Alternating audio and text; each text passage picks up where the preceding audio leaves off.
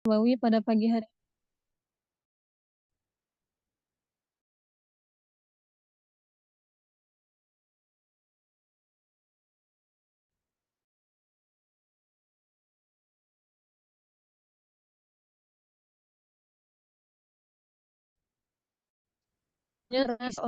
Kalau oke nanti jadi barisan semuanya. Dan semuanya terima kasih kepada yang pertama kepada dosen Dr. Ubaidillah dan selanjutnya juga kepada teman hadir.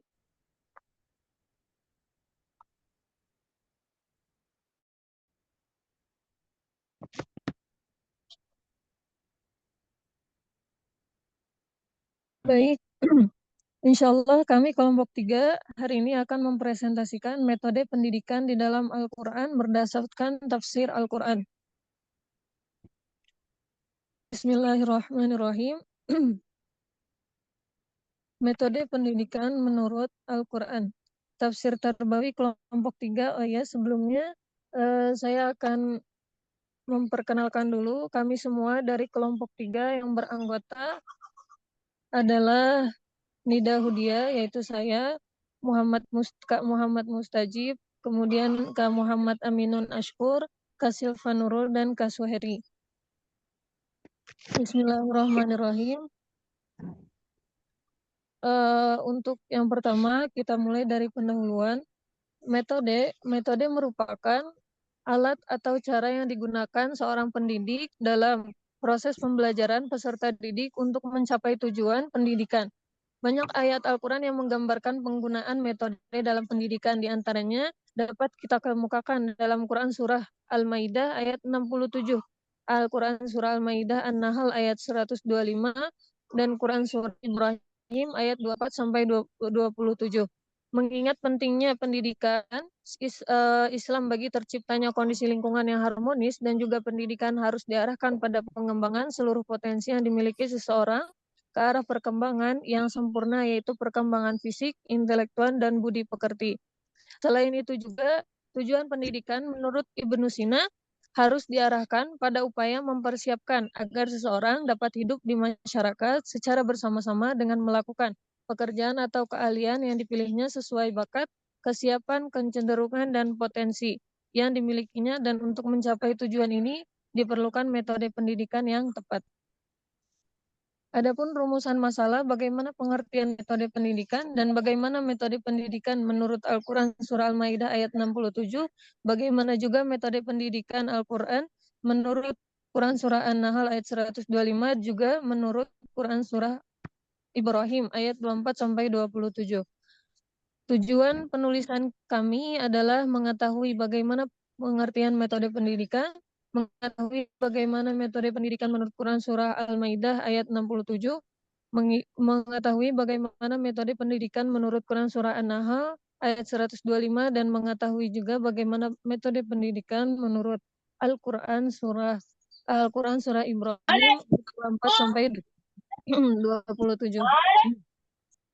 Pengertian metode pendidikan. Pendidikan adalah aktivitas yang dilakukan secara sadar, terencana, dan tersusun rapi untuk menciptakan suasana belajar yang kondusif. Tujuannya, metode pendidikan adalah untuk mengembangkan potensi peserta didik sehingga mereka memiliki kekuatan keagamaan, pengendalian emosi, kepribadian yang baik, kecerdasan intelektual dan emosional, IQ dan EQ, serta akhlak mulia sesuai ajaran agama. Pendidikan tidak hanya sekedar transfer pengetahuan, tetapi juga transfer nilai budaya dan dari generasi tua ke generasi muda. Maka dalam Islam, pendidikan dikenal dengan istilah tarbiyah dan ta'dib.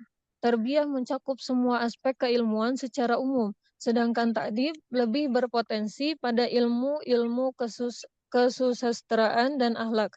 Metode pembelajaran yang tepat sangat penting dalam mencapai tujuan pendidikan, karena metode merupakan cara atau seni dalam menyampaikan materi yang memfasilitasi peserta didiknya untuk mengembangkan potensinya.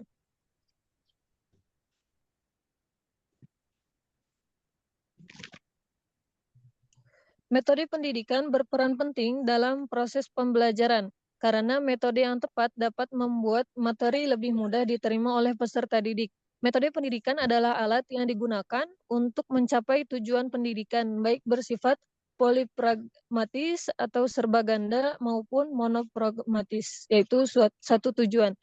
Dalam pendidikan Islam, metode-metode seperti demonstrasi, kemudian diskusi, penugasan, targhib dan tarhib, magang, keteladanan, dan pembiasaan digunakan untuk mencapai tujuan pendidikan.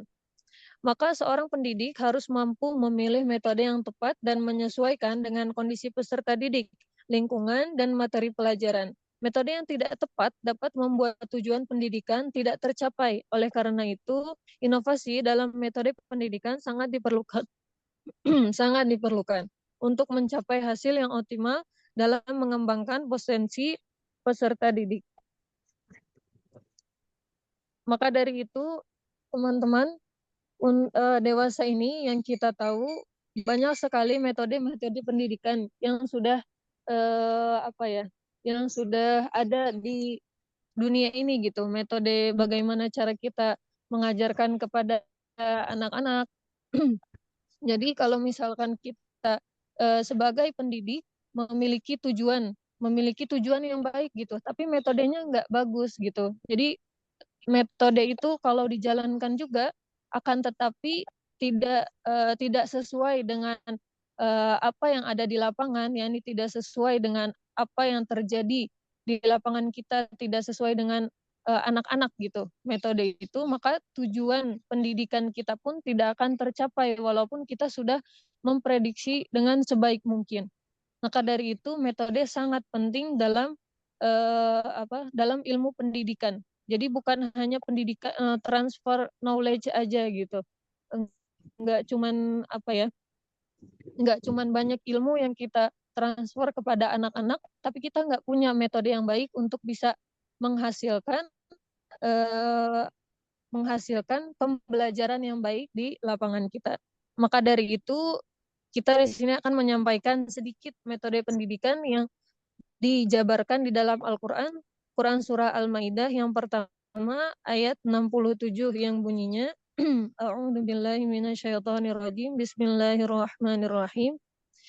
Ya ayyuhar rasul balligh ma unzila ilaika min rabbik wa illam taf'al fama ballaghta risalatah wallahu ya'simuka minan nas innallaha la yahdil qaumal kafirin.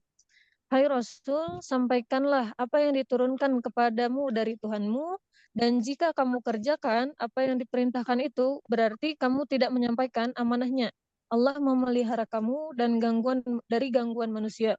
Sesungguhnya Allah tidak memberi petunjuk kepada orang-orang yang kafir. Maka apa yang dibahas di dalam ayat Quran Surah Al-Maidah ayat 67 ini, yang pertama, menurut penulis, ayat ini menekankan bahwa Nabi Muhammad diperintahkan untuk menjalankan tabligh, yakni menyerukan ajaran agama secara pertama, yaitu tuntas dan menyeluruh tanpa ada yang ditambah, dikurangi, juga disembunyikan. Kedua, konsekuen dan tegas tanpa sungkan, malu, atau takut. Ketiga, umum, yaitu kepada seluruh manusia. Yani di sini Allah meminta Rasulullah untuk menyampaikan agama Islam itu kepada seluruh manusia tanpa diskriminasi, mau itu kaya, miskin, ataupun kafir, ataupun Islam. Dengan demikian, di samping tanggung jawab, kecerdasan, dan amanah, salah satu metode pendidikan yaitu penyampaian atas inisiatif yang bersifat dedikatif dan secara sepihak dari pendidik. Pendekatan ini dapat dilaksanakan dengan metode ceramah, diskusi, dan sebagainya.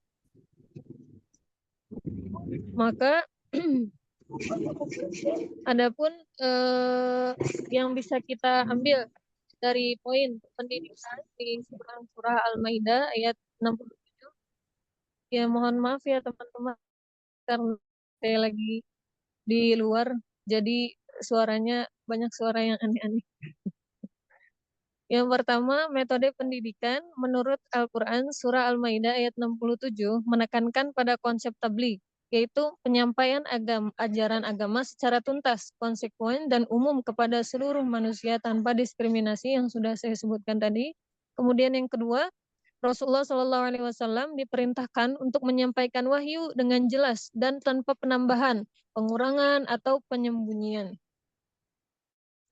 Kemudian yang ketiga, pendekatan pendidikan Islam, kata-kata Rasulullah sebagai contoh yang baik.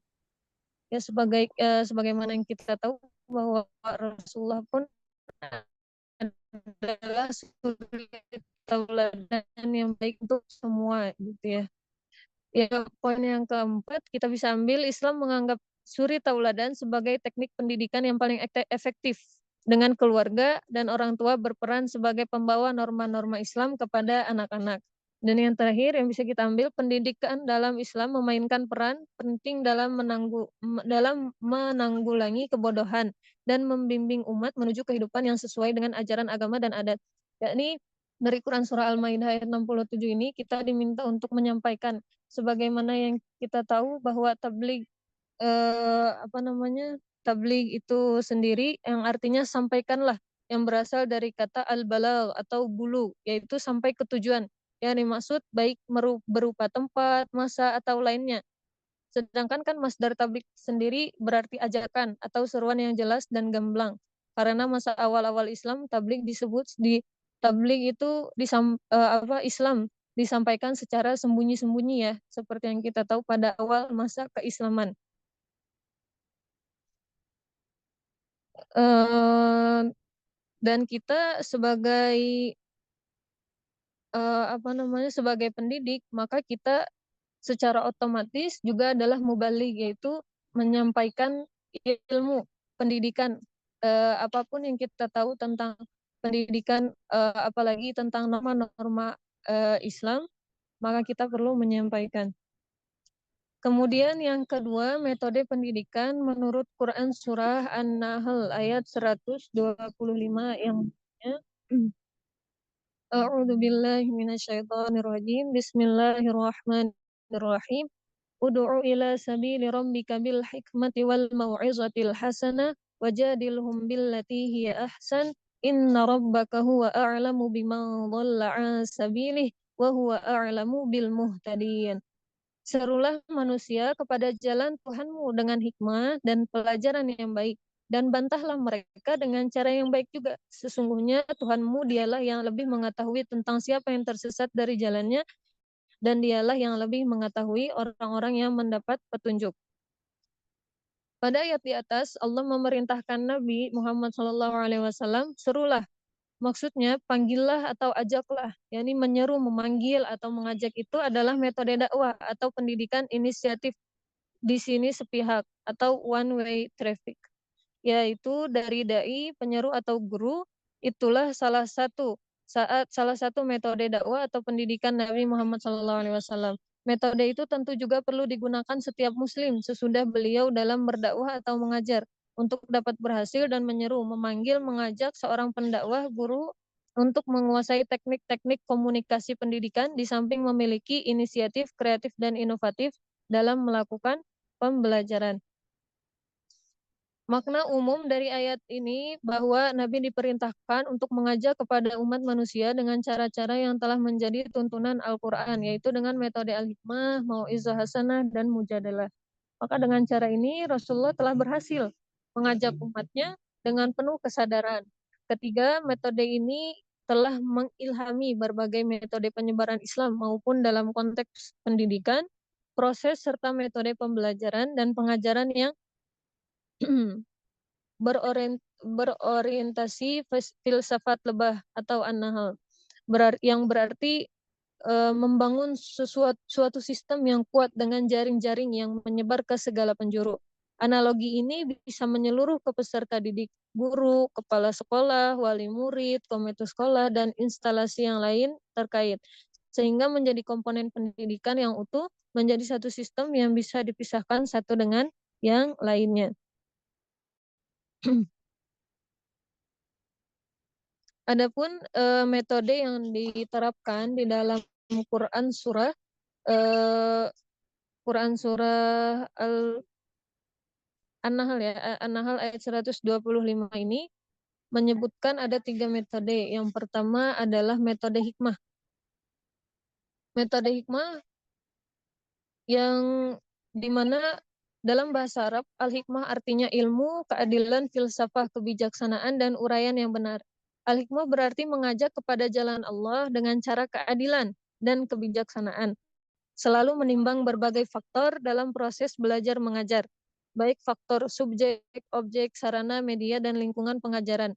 Pertimbangan pemilihan metode dengan memperhatikan audiens atau peserta didik, diperlukan kearifan agar tujuan pembelajaran tercapai dengan maksimal.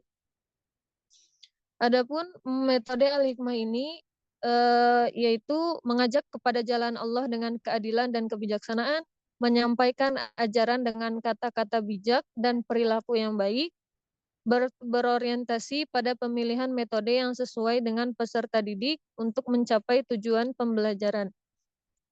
Jadi pada intinya metode al-hikmah ini adalah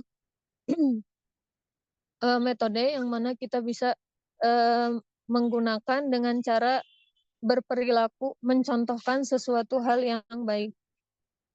Mencontohkan sesuatu hal yang baik karena apa namanya?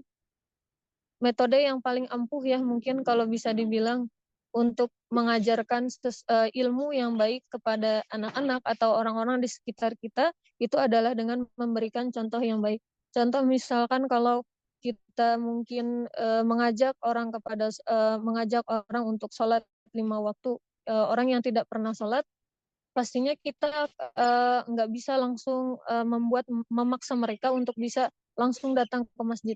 Pelan-pelan kita bisa mungkin kita bisa memberikan ceramah sedikit, memberikan petua sedikit kepada mereka tentang bagaimana Allah memerintahkan kita aqimis shalah untuk bisa menunaikan salat 5 waktu. Dan kalau misalkan kita sudah memenuhi perintah tablik tadi dan mereka masih belum sholat juga, itu bukan tentang masalah dengan kita lagi. Jadi apa yang harus kita lakukan, kita bisa lakukan dengan metode al-hikmah, yaitu dengan metode memberikan contoh yang baik, seperti misalkan kita yang selalu pergi ke masjid, dengan kita selalu pergi ke masjid, maka mereka akan melihat, oh dia orang baik, dia selalu pergi ke masjid. Akhirnya mereka mungkin nanti akan Allah luluhkan hatinya sehingga mereka pun juga akan pergi ke masjid. Mungkin itu salah satu contoh metode al-hikmah. Kemudian yang kedua ada metode mau'izatul hasanah. Mau'izah hasanah terdiri dari 2 kata, yaitu mau'izah dan hasanah. Al-mau'izah dalam tujuan etimologi berarti wejangan, pengajaran, pendidikan. Sedangkan hasanah berarti baik. Bila 2 kata ini digabungkan bermakna pengajaran yang baik. Mau'izah adalah uraian yang menyentuh hati, yang mengantar kepada kebaikan.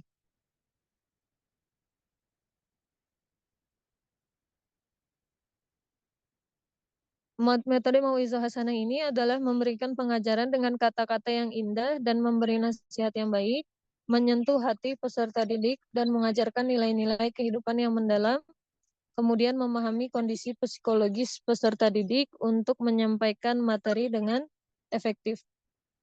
Maka dalam penerapannya metode mau'izah hasanah ini berupaya untuk memahami kondisi psikologis peserta didik dengan menghilangkan sikap egois sehingga nasihat yang diberikan pengajar bisa diterima dengan baik. Peserta didik memiliki kebutuhan-kebutuhan yang harus dipenuhi oleh pengajar, misalnya kebutuhan biologis, afirmasi, harga diri, rasa aman, kasih sayang, yang mana semua itu berkaitan erat dengan metode pendidikan mau'izatul hasanah. Kemudian yang ketiga adalah metode mujadalah. Kata jadilhum berasal dari jidal yang bermakna diskusi. Kalimat jadalah ini banyak terdapat di dalam Al-Quran. Bahkan ada surat yang bernama Al-Mujadalah, perempuan-perempuan yang mengadakan gugatan. Mujadalah dalam konteks dakwah, dalam pendidikan diartikan dengan dialog atau diskusi. Mujadalah berarti menggunakan metode diskusi ilmiah yang baik dengan cara lemah lembut, serta diiringi dengan wajah persahabatan. Sedangkan hasilnya diserahkan kepada Allah Subhanahu wa Ta'ala. Yang mana metode mujadalah ini adalah menggunakan metode diskusi ilmiah untuk membantah atau berdebat dengan cara yang baik, memungkinkan siswa untuk berpartisipasi aktif dalam mencari solusi atau pemecahan masalah, juga menekankan penggunaan dalil, argumentasi, dan alasan yang kuat dalam diskusi. Maka itu yang bisa saya sampaikan sampai Quran Surah An-Nahl, dan selanjutnya insya Allah akan dilanjutkan oleh teman kita Kak Muhammad Aminun hingga akhir. Silakan. Baik, terima kasih Kak Nirjas. Saya akan melanjutkan metode pendidikan yang ketiga, yakni menurut Al-Quran Surah Ibrahim ayat ke-125, ayat, iya, yang bunyinya, A'udzu billahi minasyaitonir rajim. Bismillahirrahmanirrahim. Alam tara kaifa daraballahu mathalan kalimatan thayyibatan kasyajaratin thayyibatin asluha thabitun wa far'uha fis sama' tu'ti ukulaha kulla hinin bi'izni rabbiha wa yadribullahu al-amthala lin-nasi la'allahum yatadhakkarun. ومثل كلمة خبيثة كشجرة خبيثة اجتثت من فوق الأرض ما لها من قرار. Yang artinya,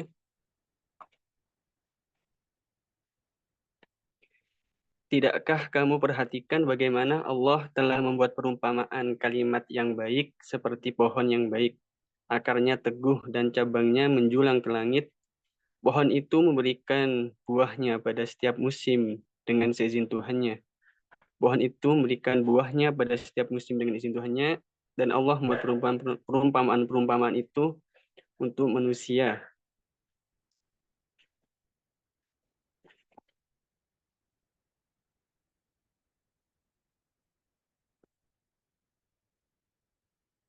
Di antara poin-poin pendidikan dalam metode pendidikan menurut surah Ibrahim ini, yang pertama, yakni perumpamaan kalimat yang baik. Bahwa Allah Subhanahu wa Ta'ala mengumpamakan iman yang teguh seperti pohon yang akarnya kokoh dan cabangnya menjulang ke langit. Kemudian kalimat yang dimaksud ialah kalimat la ilaha illallah, diibaratkan sebagai pohon yang memberikan buahnya pada setiap musim, menghasilkan berkah dan pahala bagi yang mengucapkannya dengan ikhlas. Kemudian metode ini menunjukkan bahwa konsep yang disampaikan harus jelas dan nyata agar mudah dipahami dan diaplikasikan dalam kehidupan. Yang kedua, yakni perumpamaan kalimat yang buruk. Kalimat yang buruk, yakni kalimat kufur, diibaratkan sebagai pohon yang buruk pula, seperti pohon paria yang akarnya lemah dan tidak kokoh, serta buahnya pahit. Ini menggambarkan bahwa penolakan terhadap iman membawa dampak negatif yang tidak berbuah kebaikan. Kemudian yang ketiga, fungsi dan tujuan metode perumpamaan. Dalam ayat ini menggunakan perumpamaan yang mana memiliki beberapa fungsi dan tujuan, antara lain memudahkan pemahaman konsep-konsep agama dan moralitas melalui analogi atau gambaran yang konkret. Kemudian mendorong umat untuk melakukan amal baik dan meninggalkan perbuatan buruk berdasarkan petunjuk yang diberikan dalam Al-Quran. Dan yang terakhir, menunjukkan betapa pentingnya untuk memilih objek perumpamaan yang tepat agar pesan yang disampaikan dapat diterima dengan baik oleh pendengar ataupun pembaca. Nah, ketiga metode dari ayat Al-Quran ini dapat disimpulkan sebagai berikut. Yang pertama, metode pendidikan dalam Al-Quran, dalam Quran Surah Al-Ma'idah ayat ke-67, menekankan bahwa pentingnya penyampaian ajaran agama secara tuntas, tegas, dan tanpa diskriminasi. Nabi Muhammad SAW diperintahkan untuk menyampaikan wahyu secara jelas dan gamblang, mengajarkan bahwa metode pendidikan yang efektif melibatkan inisiatif dari pendidik melalui ceramah dan diskusi. Rasulullah SAW sebagai teladan menunjukkan pentingnya menyampaikan ilmu dengan tanggung jawab, kecerdasan, dan amanah, serta menyeimbangkannya dengan akhlak yang baik. Kemudian, surah An-Nahl ayat ke-125 menggarisbawahi pentingnya menggunakan hikmah atau kebijaksanaan, mau'idhah hasanah atau nasihat yang baik, dan mujadalah, yakni dialog yang baik dalam menerapkan pendidikan. Hikmah mengajarkan pengajar untuk menyampaikan ilmu dengan bijak dan memberikan contoh yang baik. Sementara mau'izah hasanah menekankan pentingnya memberikan nasihat yang tulus dan menyentuh hati. Mujadalah atau diskusi ilmiah mengajarkan pentingnya dialog yang sopan dan menghargai perbedaan pendapat, menciptakan lingkungan belajar yang kondusif dan menghormati individu. Kemudian yang terakhir, menurut Quran Surah Ibrahim ayat ke-24 hingga 27, menggunakan perumpamaan untuk mengajarkan konsep iman dan amal yang baik, serta kekufuran. Metode perumpamaan ini membantu memudahkan pemahaman konsep melalui objek yang nyata, seperti perumpamaan pohon yang baik untuk iman dan pohon yang buruk untuk kekufuran. Penggunaan perumpamaan dalam pendidikan melatih siswa untuk memahami konsep dan nilai melalui analogi yang jelas, sehingga dapat menginternalisasi ajaran agama dengan lebih mendalam. Sekian yang bisa disampaikan oleh kelompok kami. Saya kembalikan lagi ke moderator. Terima kasih. Baik, terima kasih kepada teman kami, Kak Muhammad Aminun.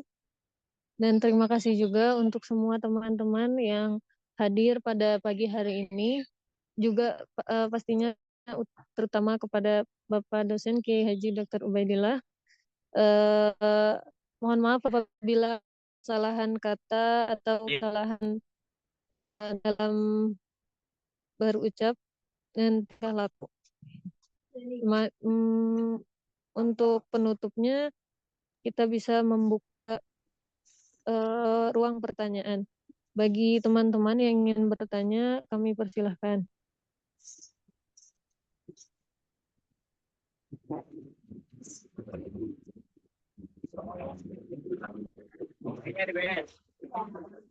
Assalamualaikum warahmatullahi wabarakatuh. Waalaikumsalam. Waalaikumsalam warahmatullahi Ya, wabarakatuh. silakan teman-teman yang mau menambahkan atau yang mau bertanya. Mohon maaf ya, hampir-hampir saya lupa. Maklum lagi banyak urusan ya. Untung tadi ada yang ngingetin ya. Makanya nanti kembali saya sampaikan ya, kalau bisa sehari sebelum tampil ya, tolong itu di-share ya itunya makalahnya ya. Biar teman-teman nanti kan bisa membaca, nanti ada bahan untuk diskusi gitu. Kalau nggak seperti itu mungkin ya diskusinya kurang kurang kurang ada persiapan begitu ya. Jadi mohon ke pemakalah yang berikutnya, nanti apa yang mau disampaikan materi itu sehari sebelumnya atau please -1 ya. H-1 itu sudah dibagikan biar nanti teman-teman bisa membaca dan nanti diskusi supaya lebih hangat gitu ya. Makasih ya. Ya silakan yang lain. Ada yang mau bertanya atau ada yang mau menambahkan, silakan. Baik, Ustaz, terima kasih. Silakan teman-teman, apakah ada yang ingin ditanyakan?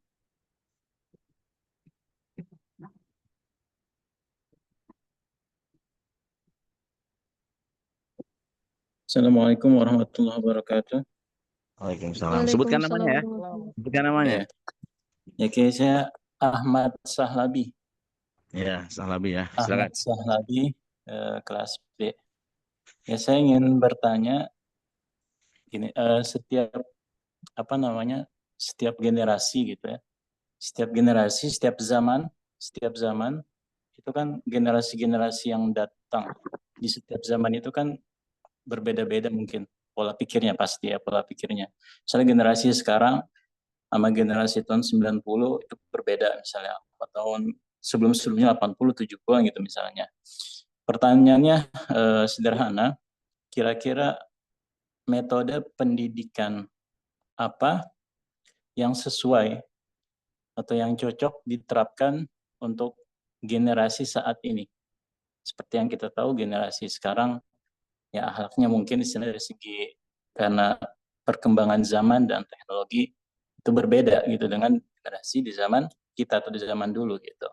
Jadi metode pendidikan apa gitu yang sesuai, yang cocok diterapkan untuk generasi saat ini gitu aja. Terima kasih. Assalamualaikum warahmatullahi wabarakatuh. Waalaikumsalam warahmatullahi wabarakatuh. Baik, terima kasih Kak Ahmad Sahlabi atas pertanyaannya. Mungkin kita bisa membuka 2 pertanyaan. Kalau kita tampung dulu, apakah ada yang ingin bertanya lagi? 1 lagi.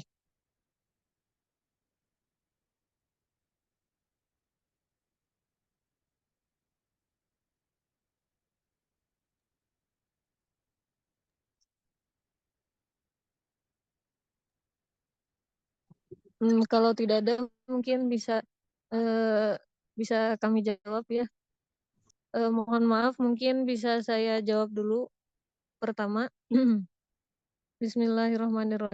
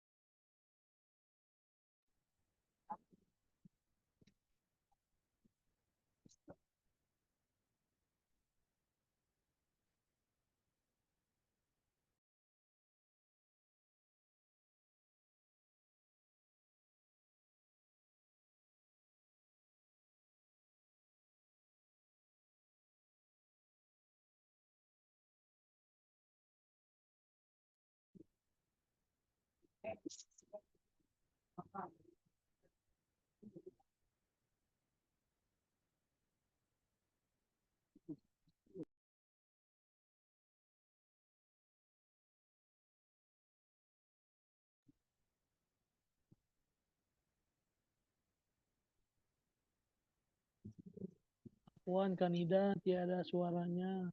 Iya betul nih. Sama, kirain teh yang saya aja. Sama yang lainnya. Nggak ada Afwan, suaranya nih. Afwan Yang Kak, lain Afwan.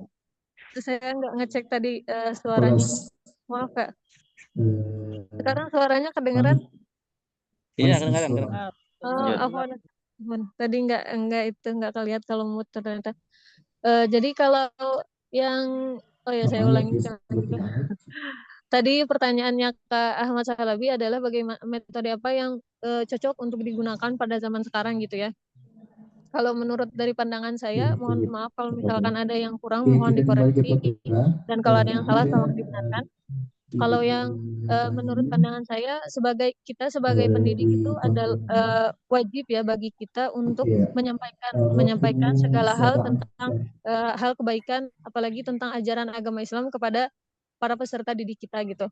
Dan untuk metode yang bisa kita pakai, yang pertama itu ketika kita menyampaikan, nggak semua orang gitu, nggak semua anak dan nggak semua orang bisa menerima apa yang kita sampaikan gitu. Semua orang, jadi kita nggak bisa memaksakan. Jadi kita mungkin yang pertama bisa kita lakukan setelah kita menyampaikan adalah bagaimana kita pastinya kita harus memberikan contoh yang baik ya. Jadi kalau misalkan kita sebagai pendidik aja gitu menyampaikan sesuatu hal yang baik, kayak misalnya contohnya makan jangan berdiri atau minum jangan berdiri atau sholat harus dijaga 5 waktu, tapi kitanya sendiri teh sering gitu, maksudnya kayak makan berdiri atau terlihat minum berdiri, bahkan mungkin nggak sholat 5 waktu gitu. Nah itu kan bisa berbahaya banget gitu. Jadi yang pertama harus kita sebelum kita menyampaikan gitu ya, sebelum kita menyampaikan sesuatu hal kepada orang lain, maka kita dulu harus melakukan hal tersebut gitu.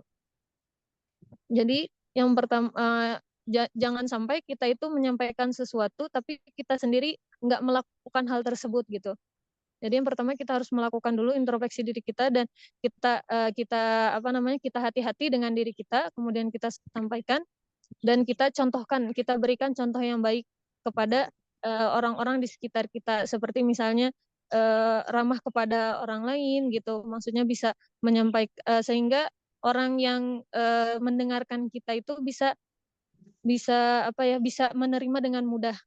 Karena kalau misalkan kita terlalu maksudnya itu kayak terlalu keras dengan orang lain, nggak semua orang bisa menerima kita. Nah, kemudian setelah itu juga ada metode diskusi ya tadi. Kayak misalkan kalau misalkan kita ada di ruang dengan siswa gitu, dengan anak-anak murid, mungkin kalau misalkan ada mereka yang enggak paham gitu tentang suatu hal, kita bisa mendiskusikan bersama-sama dan coba kita minta argumen dari mereka gitu. Kayak misalkan segala sesuatu yang kita sampaikan itu kita minta apa pendapat mereka tentang apa yang kita sampaikan. Kalau misalkan karena kan pendapat orang itu berbeda-beda ya. Jadi kita nggak apa-apa kita buka ruang diskusi, kita minta mereka untuk menurut pendapat mereka tentang apa yang kita sampaikan gitu. Kalau misalkan nanti ada yang mungkin kepleset salah gitu atau mungkin ternyata pemikiran mereka ada yang bagus atau apa, kita berikan antusias dan kita berikan petuah yang baik gitu. Maksudnya itu kita benerin gitu apa yang menargumen mereka sehingga diskusi itu bisa terasa nyaman, nggak dengan menyalahkan tapi sepertinya ini yang lebih baik seperti ini gitu. Jadi mungkin yang setelah itu kalau misalkan maksudnya kita udah menyampaikan gitu ya, tapi anak itu nggak baik-baik juga gitu, atau orang lain yang di sekitar kita tuh nggak baik juga gitu. Nggak bisa kita paksakan gitu, nggak bisa kita paksakan yang mana dia harus baik atau kayak gimana, nggak. Menurut saya selama kita udah berusaha gitu ya, udah berusaha dengan metode kita, mungkin kalau misalkan kita guru ngaji ya, karena pengalaman saya sendiri adalah menjadi guru guru Al-Quran, ada kita di dalam di dalam mengajar Al-Quran itu kita memiliki banyak banget metode, kayak misalkan contohnya metode tilawati, metode ummi, metode dan lain-lain gitu. Kalau misalkan di halakoh, ketika di halakoh dia tuh nggak bisa paham gitu. Berarti di luar halakoh kita perlu menanyakan keadaan mereka, apa yang membuat mereka itu jadi kurang masuk biasanya. Yang saya tahu sendiri, keadaan anak itu kalau misalkan dia kayak misalnya sering ngelamun atau memang nggak fokus di dalam pelajaran, berarti dia tuh punya masalah di dalam hidup dia gitu. Maksudnya tuh mungkin entah dari keluarga karena kurangnya perhatian dari keluarga, atau mungkin dari teman-teman yang mungkin ada yang membuli dia gitu. Nah, kita harus membicarakan dengan dia gitu di luar kelas, pastinya nggak bisa di dalam kelas, karena kalau misalkan di dalam kelas kita diskusi sama orang tersebut, dia pasti malu gitu. Kita diskusikan di luar kelas, kemudian kita tanya apa sebabnya, baru kita cari solusinya, seperti itu. Kalau misalnya yang memang maaf ya, kayak nggak, anak-anak teh biasanya ada yang suka susah dibilangin gitu, itu biasanya ada masalah juga. Dan selain kita memberikan petua, kita memberikan diskusi kepada mereka, kita juga harus mendoakan mereka. Kita sisakan kalau misalnya kita udah berikan sesuatu hal yang baik dengan lingkungan kita tapi nggak berubah juga, sisanya kita serahkan kepada Allah gitu. Karena manusia yang megang hati manusia kan bukan kita gitu. Yang megang hati manusia Allah. Kalau misalnya kita titipkan hati mereka lagi kepada Allah, maka insya Allah dari pengalaman saya sendiri, kalau kita udah menitipkan hati dia kepada Allah, dan semoga Allah memberikan yang kepada dia, insya Allah gitu, perlahan-lahan dia akan berubah. Seperti itu mungkin pendapat saya ya. Mohon maaf apabila ada kekurangan dan terlalu panjang. Silakan ada yang mau ditambahkan teman-teman atau dikoreksi. Ya, silakan. Izin Rekan-rekan menambahkan, ada yang mau menambahkan, silakan. Siapa yang mau menambahkan? Sebut namanya ya. Safira dari kelas A, Ustaz. Siapa namanya? Safira. Safira. Ya, silakan Teh Safira. Iya. Jadi ini kan tadi pertanyaan mengenai bagaimana metode pendidikan yang sesuai dengan generasi saat ini atau zaman ini. Oke, kalau kita melihat dari zaman sekarang, di mana zaman kita adalah era digitalisasi. Mungkin kalau dari pandangan saya adalah kita bisa mengkolaborasikan antara pendidikan konvensional dikolaborasikan dengan media digital, pemanfaatan media digital seperti itu.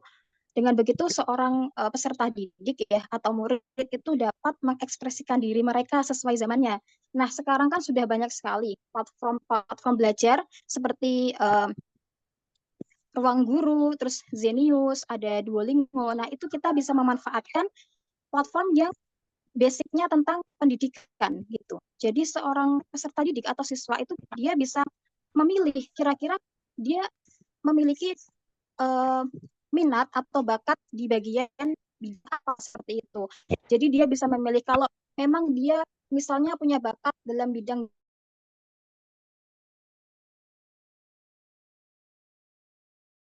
bahasa atau punya di mana di platform Duolingo itu kan gratis ya, belajar bahasa asing itu kursus secara online gitu. Terus juga ada seperti platform Ruang Guru atau Zenius itu juga sangat membantu seorang siswa untuk mengembangkan kemampuan dan bakat mereka dalam mempelajari suatu ilmu pengetahuan. Jadi seorang siswa itu lebih bisa mengekspresikan diri mereka sesuai dengan zamannya gitu. Apalagi di era digitalisasi seperti ini. Kurang lebih seperti itu. Terima kasih.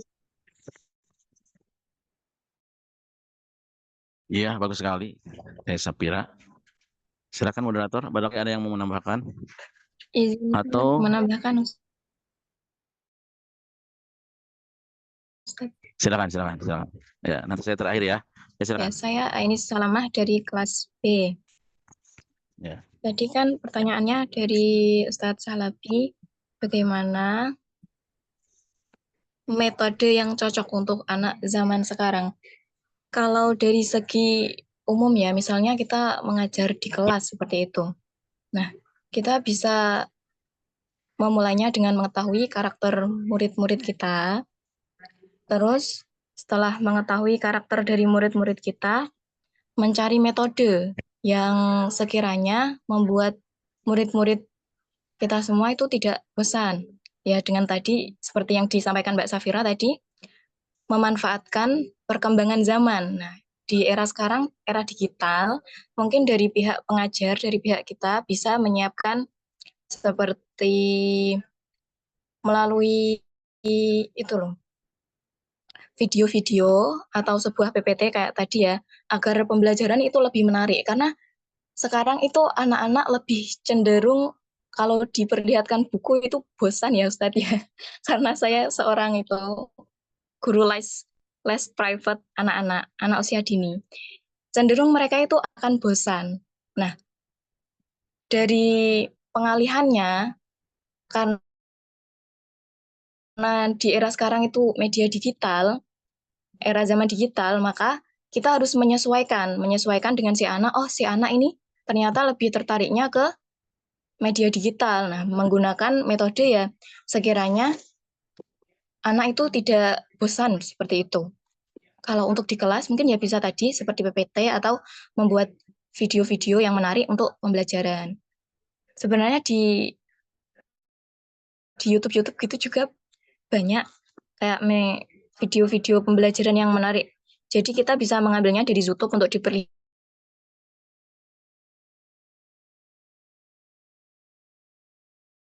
ke anak. Setelah itu kita jelaskan dan membuat mungkin game atau apa gitu agar hilang semangat belajarnya. Seperti itu. Terima kasih, Ustaz. Baik, terima kasih Kak Aini Salamah sudah menambahkan. Terima kasih juga kepada Kak Safira yang sudah menambahkan dan mengoreksi. Baik teman-teman, apakah ada yang ingin ditanyakan lagi? Kalau tidak ada yang ingin ditanyakan, kami akan serahkan kepada Pak dosen Kiai Haji Dr. Ubaidillah. Baik, kami persilakan kepada. Ya, terima kasih. Bagus sekali ya. Rekan-rekan mahasiswa aktif ya dalam mengikuti perkuliahan tafsir tarbawi ya. Mungkin saya sekedar menambahkan ya, yang tadi sudah cukup ya.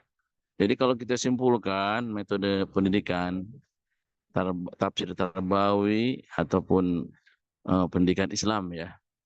Tapi pendidikan Islam juga bisa dipakai untuk pendidikan yang lainnya. Jadi universal ya. Islam itu kan agama yang rahmatan lil alamin ya. Jadi bukan hanya untuk kita, itu untuk lil alamin ya. Untuk semua alam ya. Kalau kita simpulkan ya, metode pendidikan itu yang pertama kita yang baik itu ya, kita mengelompokkan dulu siswa kita. Sebelum mendaftar itu suka ada tes ya, tes masuk begitu. Tujuannya untuk mengelompokkan begitu.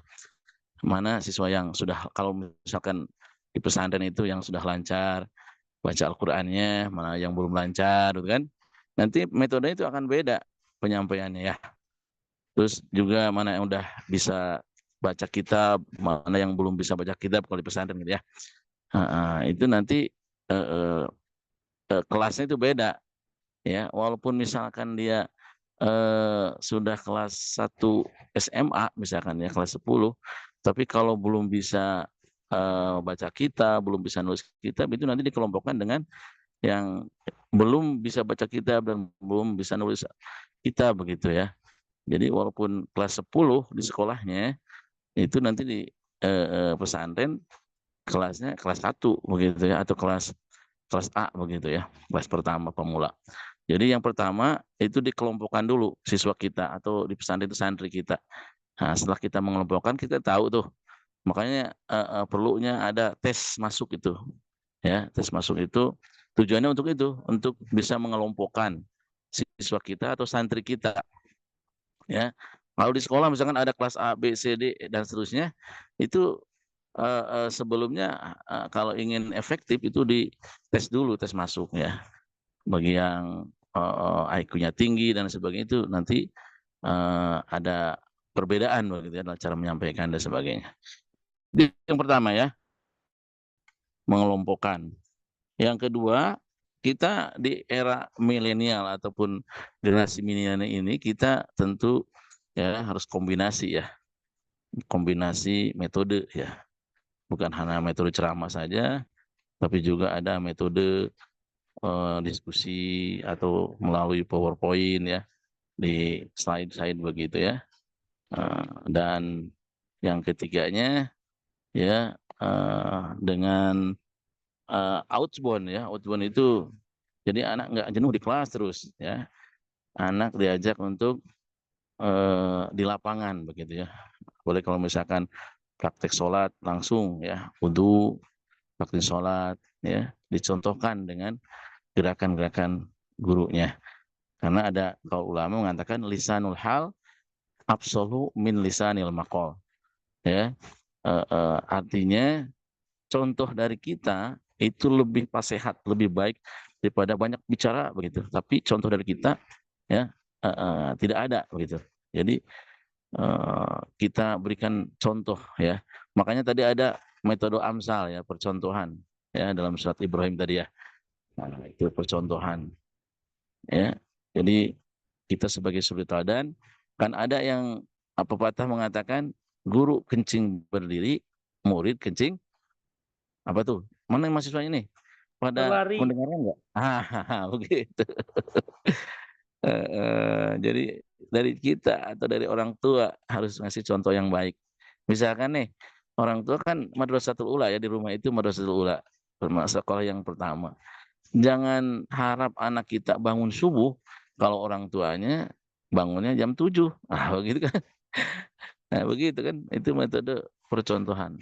Makanya Rasul itu uswatun hasanah, ya, contoh yang baik dalam bidang pendidikan.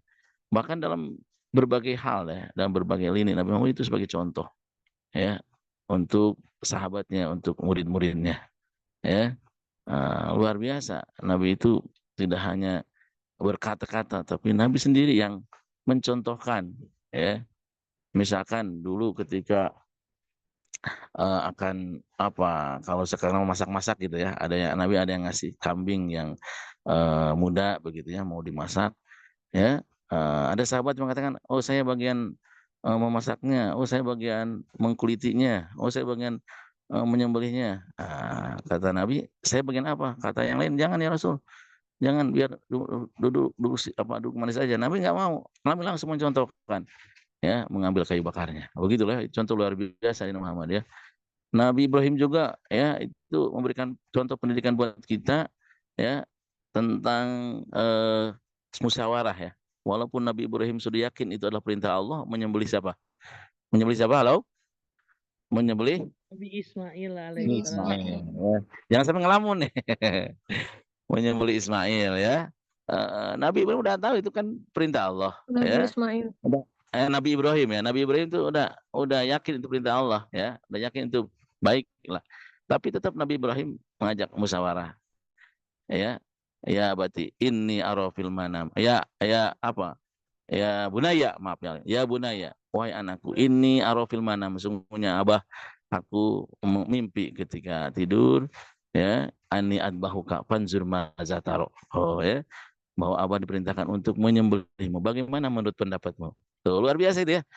Seorang Nabi Ibrahim yang sudah yakin itu perintah Allah, tapi tetap meminta pendapat dari putranya. Begitu juga kita, ya, sebagai guru atau sebagai orang tua, ketika akan memutuskan sesuatu, ya, kita ajak musyawarah anak kita. Nah, begitu, ya.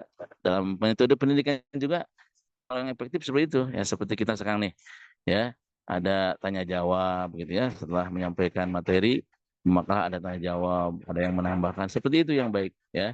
Jangan hanya guru aja yang bicara, ya, menyampaikan materi sementara murid tidur. Gitu, ya. Yang berikut juga metode untuk apa namanya memberikan hiburan lah gitu, atau apa namanya intermezzo. Jadi jangan lurus saja gitu, ya, kita menyampaikan masalah atau ceramah atau masalah lurus saja. Harus ada intermezzonya, harus ada humornya lah gitu, ya, untuk menghidupkan suasana. Atau dengan ngasih apa namanya pertanyaan begitu kan, yang bisa jawab nanti dikasih hadiah misalkan tentang pertanyaan tentang materi yang kita sampaikan. Nah, itu juga bagus itu. Metode yang sangat bagus, ya. Jadi anak itu nggak tidur, jadi anak itu pada semangat gitu. Wah, mau dikasih hadiah nih. Ya, walaupun kecil kan bagi anak itu berharga begitu, ya. Nah, itu metode yang disampaikan. Jadi intinya kesimpulan dari saya itu metode kombinasi. Kita harus melihat situasi dan kondisi di mana kita mengajar, ya, atau tambah si kondom sekarang. You understand si kondom? Mengerti nggak si kondom nih? Ya, situasi, kondisi dan domisili. Nah, di mana kita domisili? Ya, kita mengadakan pendidikan di kampung tentu berbeda dengan di kota yang muridnya itu, ya, menengah ke atas begitu kan, IQ-nya berat tinggi misalnya begitu, ya. Jadi si kondom, situasi, kondisi, dan domisili. Ada lagi situasi, kondisi, domisili, dan toleransi yang panjang. Gitu. Kalau sudah begitu anak-anak suka senyum gitu. Disingkat apa tuh? Jangan dibilang di sini, ya. Situasi, kondisi, dan toleransi yang panjang. Begitu, ya. Itu mungkin, ya, masukan dari saya ataupun tambahan, ya. Sekali lagi nanti untuk minggu depan kalau bisa, supaya saya juga ingat, karena kesibukan dan sebagainya kan membuat kita lupa gitu, ya. Tadi juga saya lupa banget, ya. Kalau nggak diingatkan, ya, itu, ya, nggak tahu nih hari ini ada apa, ada makalah ataupun presentasi. Sekali lagi mohon kepada yang lain yang belum, sehari sebelum disampaikan makalah ini, hendaknya diinformasikan di grup gitu, bahwa besok materi tentang apa begitu, ya, disampaikan tuh makalahnya, biar teman-teman nanti bisa baca, nanti ada bahan untuk diskusi, ya, betul nggak? Kalau Betul. nggak ada bahan untuk diskusi kan nanti apa yang mau kita tanya gitu kan, apa yang mau kita diskusikan gitu kan. Iya, begitu, ya. Silakan pemakalah dilanjutkan kalau ada yang mau bertanya lagi, atau kalau nggak ada ditutup, ya, disimpulkan. Terima kasih. Assalamualaikum warahmatullahi wabarakatuh. Waalaikumsalam warahmatullahi wabarakatuh. Terima Baik, kasih banyak. teman-teman.